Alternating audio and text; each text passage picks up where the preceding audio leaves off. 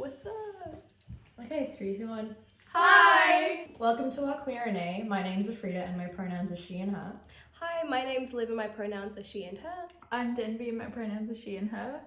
And we just wanted to wish you guys a happy belated Pride Month. Because of COVID-19, we couldn't link up in June, but we're finally here.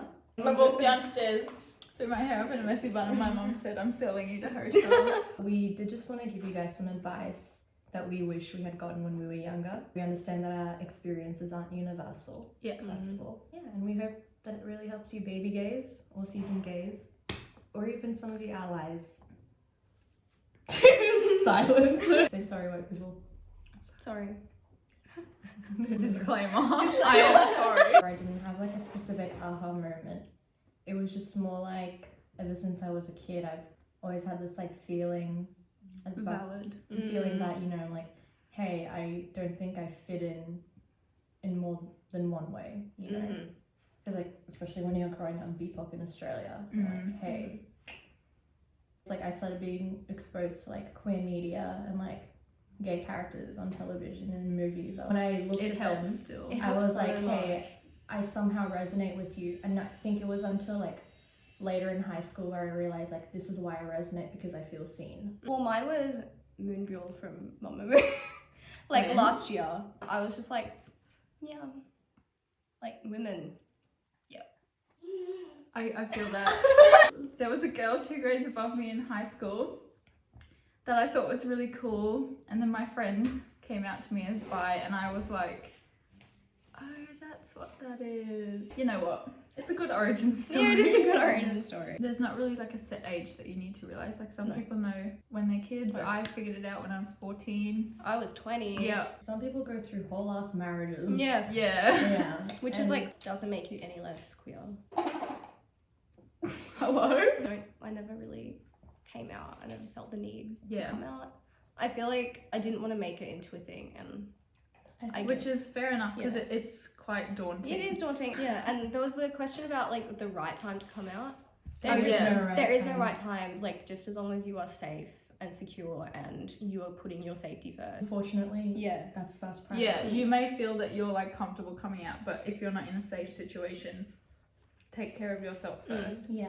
It's your own experience, and you can choose to share it with who you want to, Mhm. or you can choose to keep it personal because it's different Yeah. for everyone. Exactly. You said something else before, but I can't remember what it Yeah, was. same, It what sounded was really it? smart. Everyone Yeah. allies. Allies. From your perspective, like it's not about you. It's not your thing. Never question a queer person's decision Mhm. on how they Yeah. came out to you or when they decided to come Mhm. out to you, Yes. no matter how close you are to them. Yeah. The first thing you should assess is, you know, how can I make this a safer space Mhm. for my friend going forward?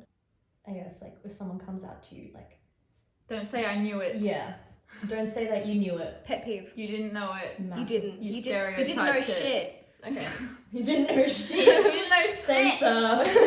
First of all, coming out is my moment, Yeah. not yours. Yeah. All you have to do as an ally, especially as a straight ally, is Yeah. to just be supportive and to be appreciative. Mhm. And that you can also keep that like confidential. Yes. Don't outing out people people. is the worst thing you can do. I guess the thing is that you love this person before they came out to you, so what's the reason for you to not love them? They haven't changed, they've just told you something about them that you didn't know beforehand. Because whether people are out to you or not, like they're still there and they. Yeah, Hear there are what you more say. of us than you think. Yeah. Do you think coming out whilst in school would have a negative reaction? The three of us kind of grew up with like a lot of queer friends. Yes. Yeah.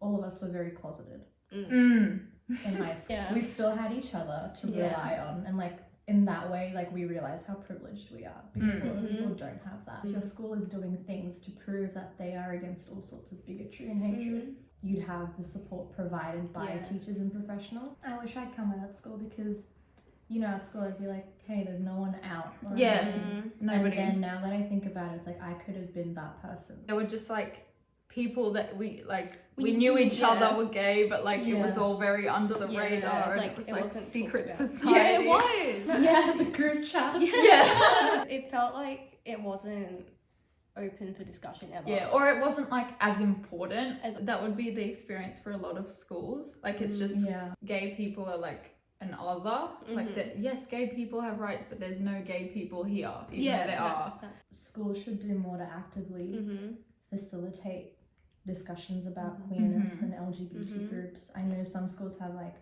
gay straight alliances and Yes. stuff like that. Don't be afraid to call out your school's passiveness and performativity, because you deserve to be seen and heard and supported.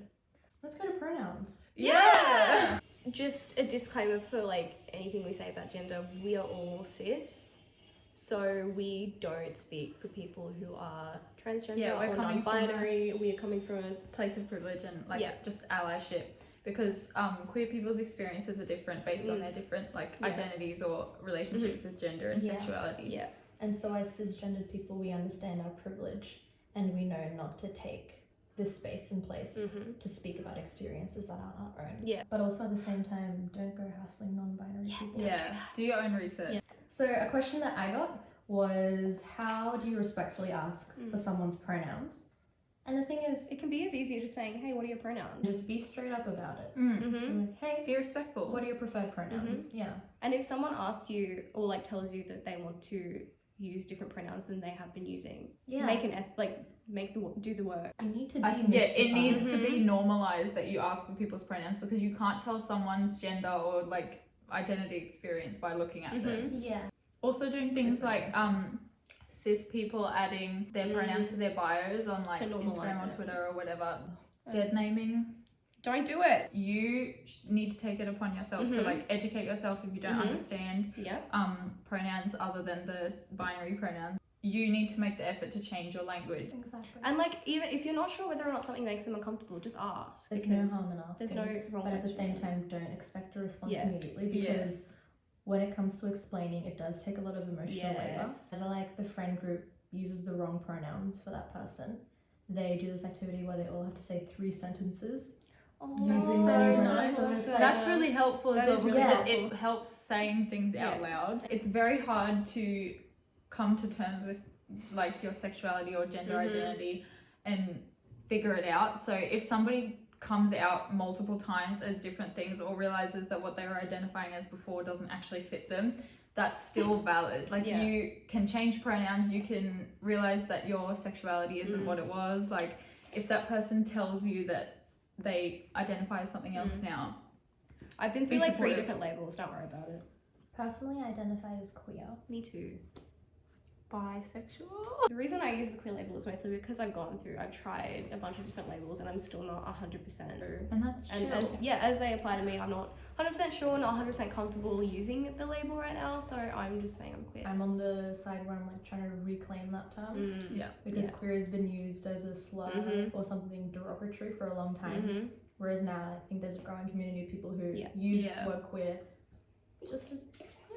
It just feels good, like the vibes match. I have like friends online and stuff who aren't comfortable with queer as a umbrella term, but like that's fine, it just depends on the person. Another epic label is sapphic. Sapphic, I say We I'm love sapphic. that. Yeah. Pretty sexy word. It is a sexy word. I guess just like normalizing actually kind of the slow process of figuring things out. I mean, it's not always slow, but for a lot of people it is like a gradual step by step sort of thing. Labels come and go for a lot of people. Some people are comfortable with one label for the rest of their lives. Other people change all the time. Some people don't prefer a label at all, which is good. And then we talk about engage in queer culture and communities. It helps a lot when you expose yourself to like queer media or characters. We will insert a list of this media somewhere. Some of our favorite. Booksmart. Oh, that was such a good I still haven't seen it. Are you kidding me? Do you guys listen to Killing Red? No. Engage with like media that's been created by queer people specifically. Yes. That stars queer people, acting as queer people. Yes. Art's always been a great way to connect to different communities. Yeah. The more you're exposed to it, the more it makes you feel comfortable. Which is why representation Matters. This is actually so good. We didn't. Queer people who are also a part of other intersectionalities or marginalized communities, such as BIPOC queer people, have experienced far greater difficulties when it's come to like queer representation and progress in society. And so it's always important to remember that elements of race and then even sexism, disability, socioeconomic status all factor into the queer experience. Yeah. And so there are different like levels of privilege that does come with being queer. And there's nothing wrong with like acknowledging that and respecting people's different Yeah, experiences. Yes. even being a part of the LGBT plus community, you can be complicit to other forms Yeah, of oppression. 100%. It's like heavily intertwined with supporting, especially like Black communities, Mhm. Native Yes. communities, and also the transgender community, Mhm. Yes. because the pioneers of modern LGBT plus movements have been Yes. Black, gay, trans, gender women, Mhm. and so it's really important to pay your respects to them. Love you, Masha. If you look at the description, there'll be plenty of links to resources that we recommend you take a look at. Anything else? Bye. Bye. Later. Thank you for Thanks for watching. Yeah, watching. cheers. Mwah. Bye.